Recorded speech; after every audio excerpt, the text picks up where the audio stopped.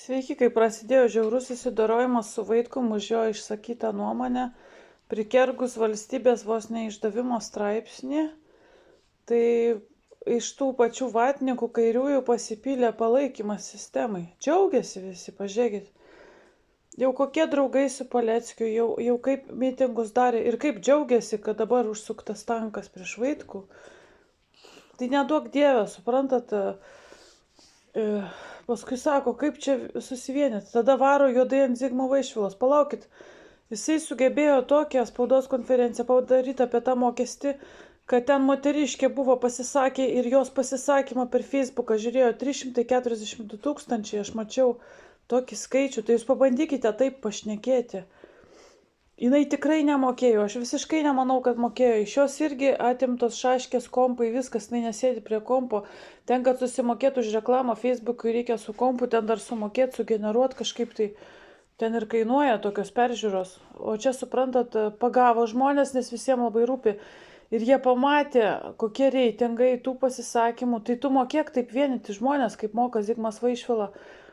Ir jisai, mi šeši. Tai kai buvo ta nepriklausomybė, tai įvairiausios šalis čia lindo. Aš atsimenu, kai tėvai buvo atkūrėjai LSDP, lietuviškos jau LSDP, ten ne komunistų partijos, tai važiavo iš UK kairieji iš tikrųjų ir bendradarbiavo, ir iš Maskvos socialdemokratai važiavo, tautiškieji.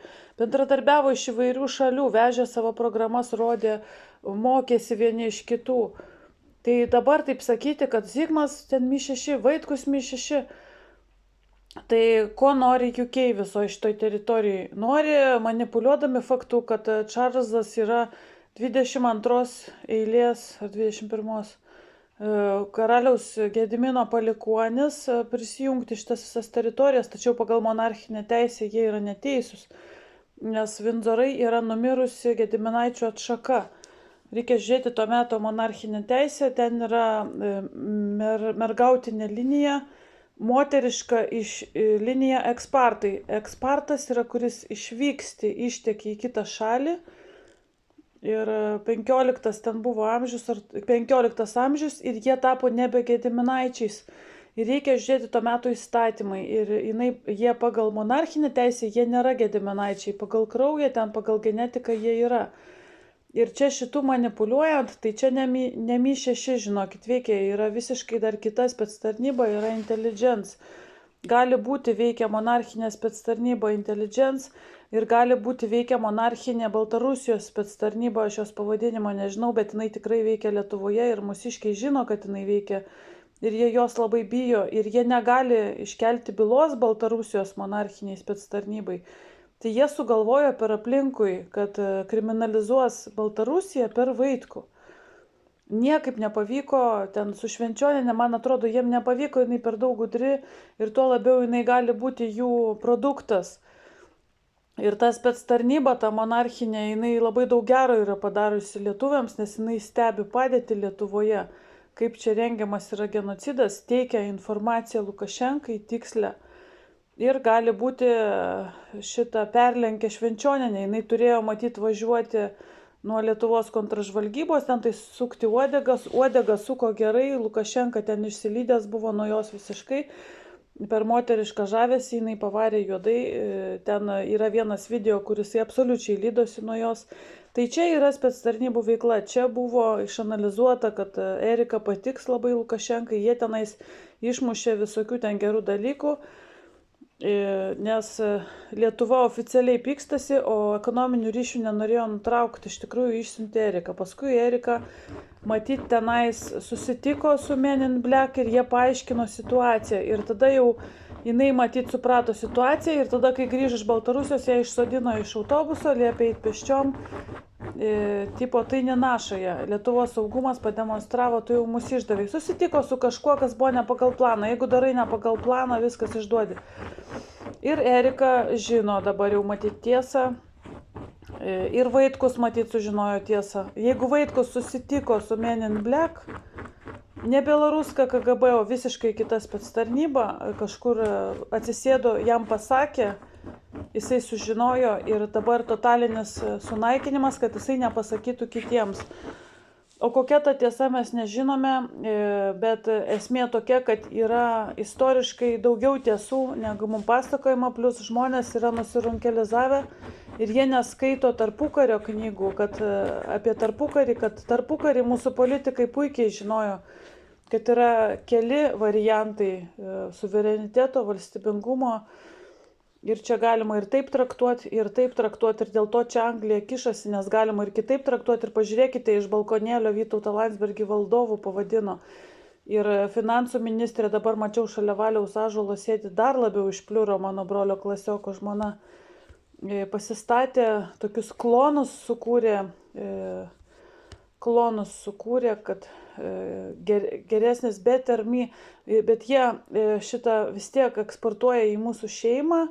Bet mes tipo labai negeri, tai va turim Skaistį, turim Skaistienę, turim Landsbergį, va šitie yra geresni. Bet jie nieko nesukūrė, jie jokio gerbuvio nesukūrė. Prie Skaistės tas Ignitis darė didžiulius pelnus, jie nemažino kainų, dabar išsigandę. Bijo kažkodėl tai tautos mažins kainas, sakė, nes uždirbo dėl išėjimo iš Brelio. Pradėjo gaminti, tai kai pradėjo gaminti, nustojo pirkti ir sumažėjo visi kaštai. Nustojo pirkti iš užsienio, o iš žmonių, kur turi saulės tos kolektorius labai pigiai superka, ten po 9 ar po 7 centus žmonės galėtų parašyti. O anksčiau jie negalėjo priversti, kad pajungtų juos į tinklą. Įsivaizduokit, ar matote, kiek ant namų yra sustatyta tų batareikų, kiek laukuose stovi ir jų nepajungdavo, o pirkdavo visą laiką iš Švedijos, nes pirkdami iš Švedijos dar vienas yra monarchistinis projektas, gal prie Švedijos prisijungti, tai bankus prijungė ir per elektrą dar prie Švedijos mes prisijungė, tai kažkas ten tą sugadino jungti ir plus išjungė saulę ir išjungė vėją vienu momentu, gamta, dievybė gamta išjungė ir tada visai pasidarė blogai. Tai va tokia istorija.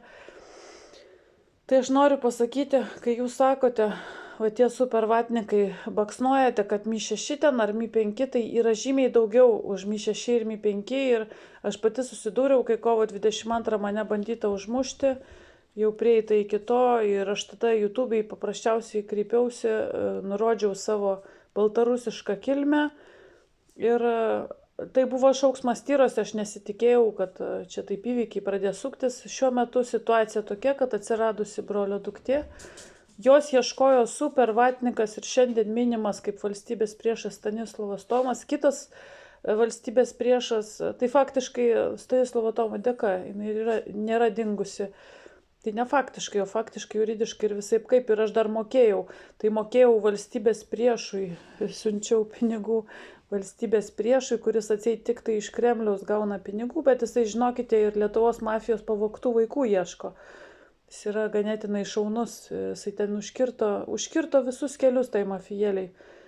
Nuėjo į Paryžiaus centrinį komisariatą ir užkirto kelius, tai dėl to ant jo šitai ploja baisiai. Kitas valstybės priešas Algirdas Paleckis rašė laiškus, visi kiti padėti atsisakė, su menkom išimtim dar porą žmonių padėjo, visi kiti nepadėjo. Nes vaikų pardavinėjimas yra šitos teroristinės teritorijos vienas iš ekonominių